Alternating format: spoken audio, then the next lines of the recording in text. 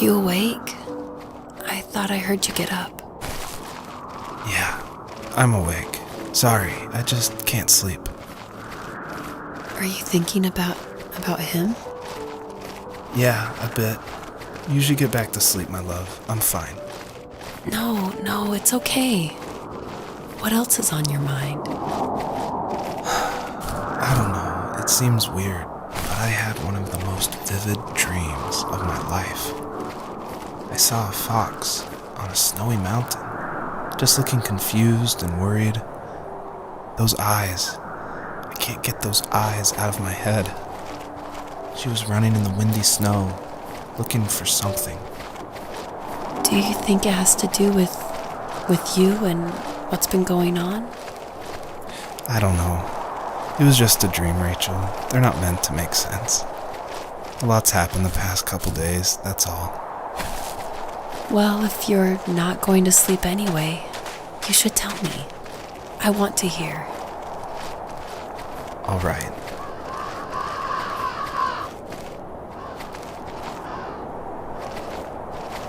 So, not far from her home, she followed that path to something unexpected.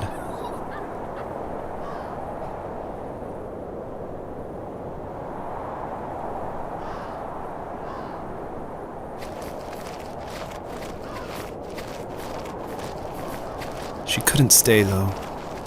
She had to find her other 2 children. So she took that path. She followed it towards something ancient. Something with answers.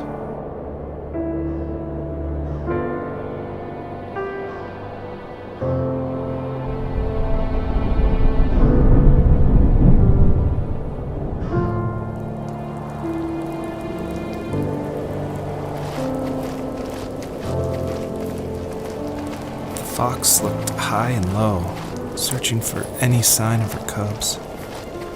Points of light showed the way to this ancient tree. It was as if each one had a story to tell, all their own. The land was trying to tell my story, too. I felt like I was right behind her the whole time.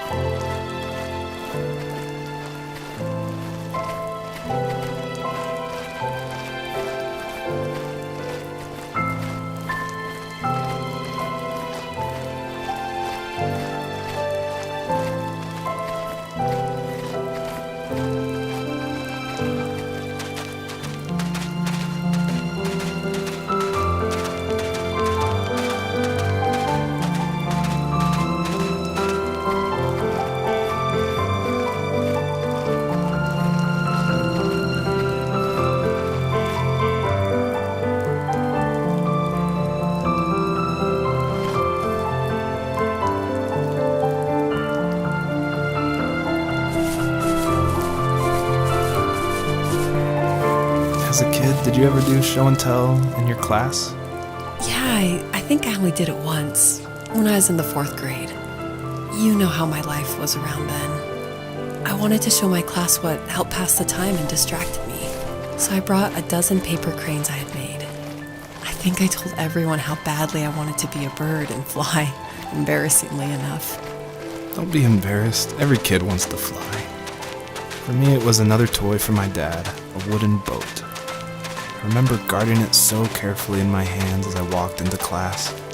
When I sat down, a group of boys immediately made fun of it. They asked which trash can I found it in, or why an ugly log was my favorite toy. When I got up, I didn't even want to tell them my dad had carved it. I said it was a joke gift my friend had given me. Kids can be so cruel. Some of them are. I shouldn't have let them get to me, but it did. It's amazing we bounced back at all.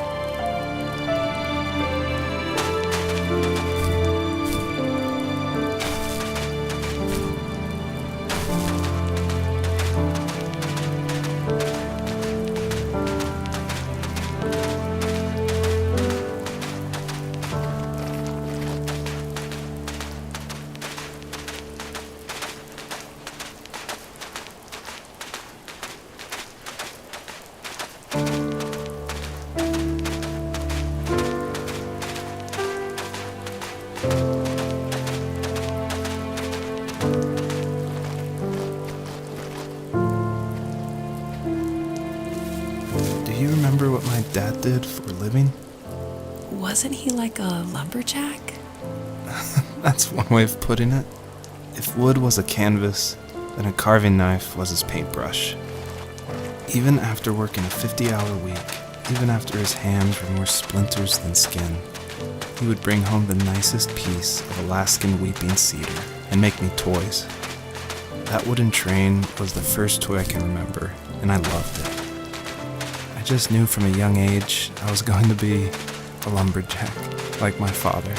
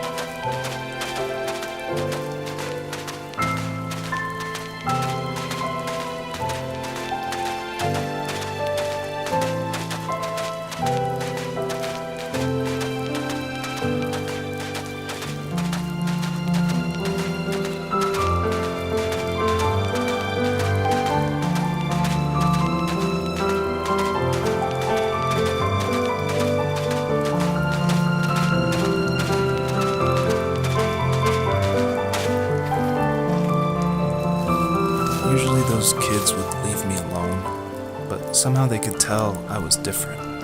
They made fun of how far away I lived. They called my dad a sourdough. I was a blabbermouth as a kid, telling my dad stories I made up for hours. But after that show and tell, I didn't tell him much anymore.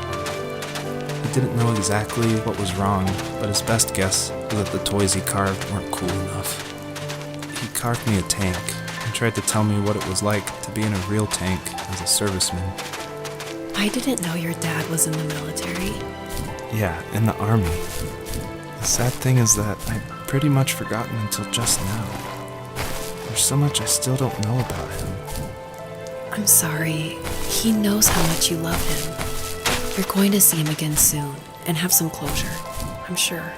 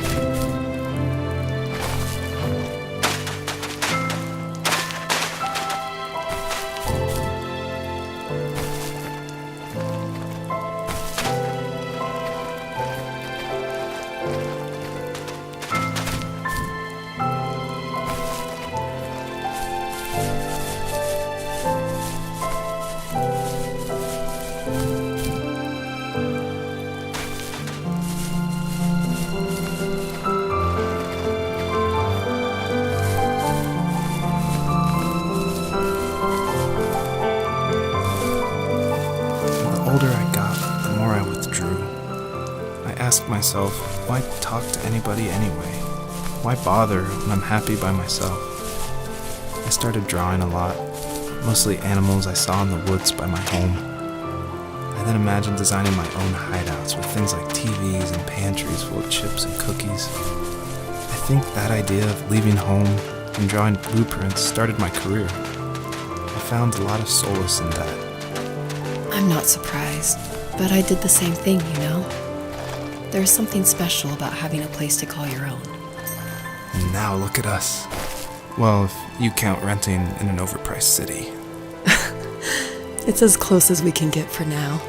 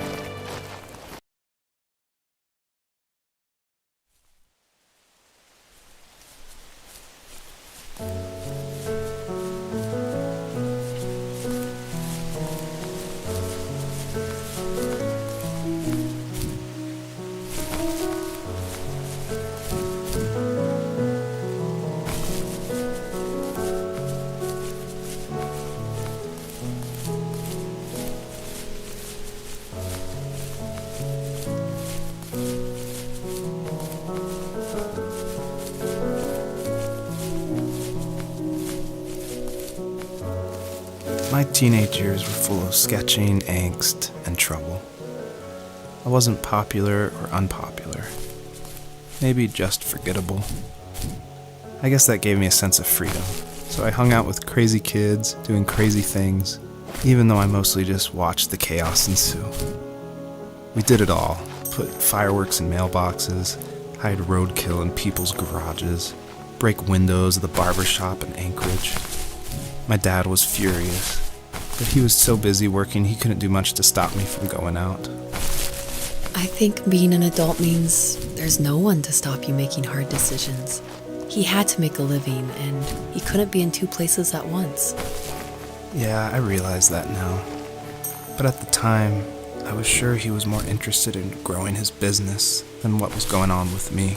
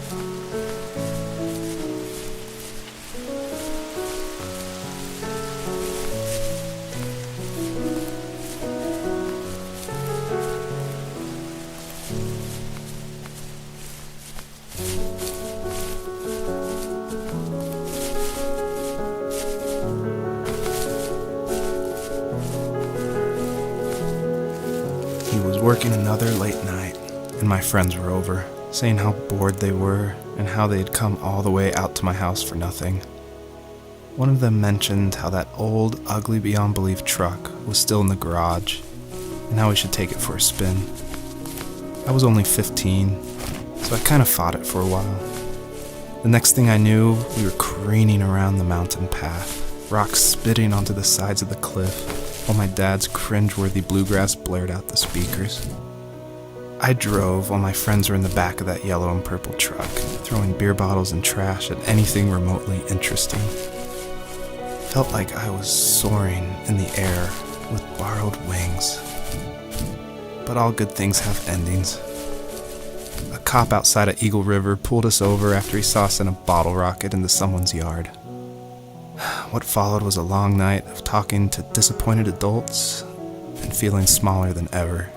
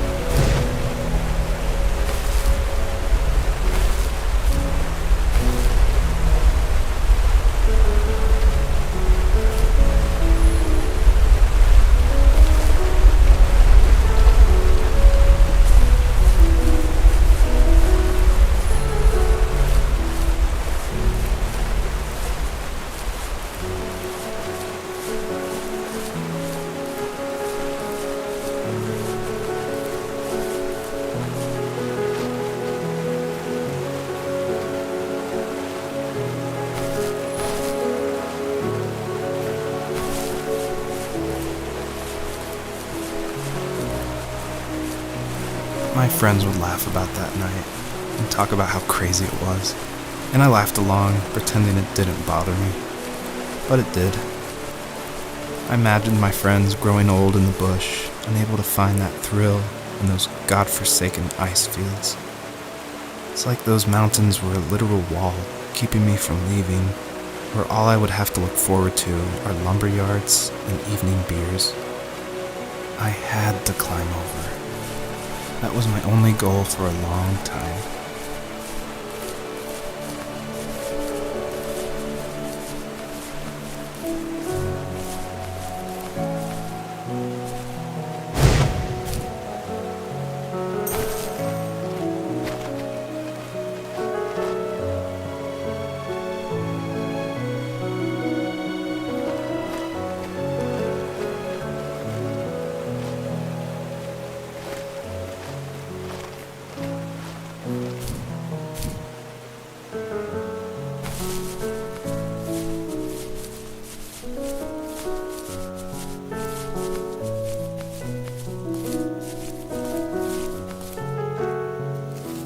If there was some way I could take my love of drawing and turn it into a way of escape, nothing would make me happier. I wanted to create instead of tearing trees down. I wanted to move to the lower 48, not because I hated it there in Alaska, but I hated the idea of it. It's like all of that spite inside me had created this monster which followed me around my whole teenage years. I put so much energy into doing what others didn't expect of me. Why did I do that? There's one fact you're forgetting, though. If you didn't have that fire in you, we probably would have never met. You're absolutely right. Maybe the destination is all that matters in the end. But then why am I awake? Why am I seeing this fox go on her journey? And why can't I stop thinking about my dad?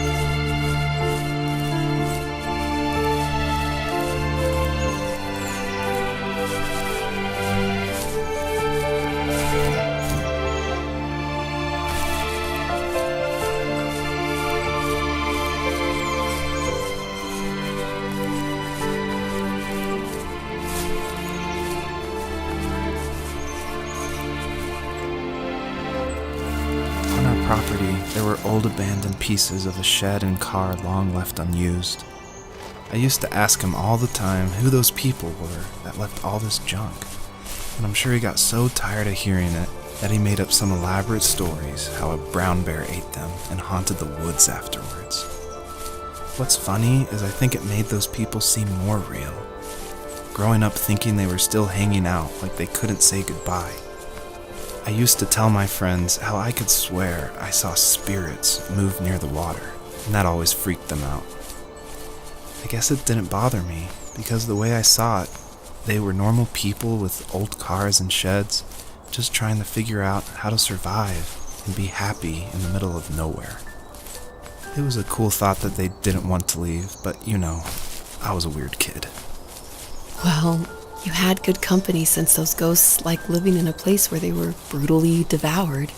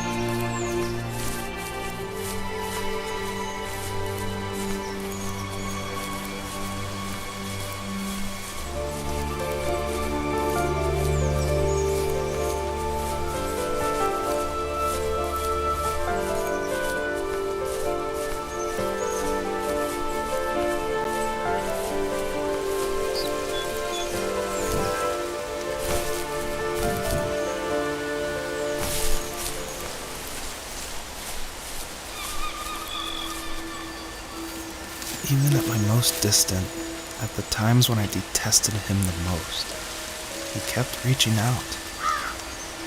For a year straight, he asked me every week when we were going camping. I thought he was just dense. Eventually, to shut him up, I agreed. We carried out the worn lawn chairs from the garage and set up a cinder block campfire at the site we had always used behind the house. We walked down the mountain path, talking in the warm sunshine we only got a couple months of the year. Those 3 obsidian rocks shimmered alongside the shore, almost like sparklers pressed against a dark window.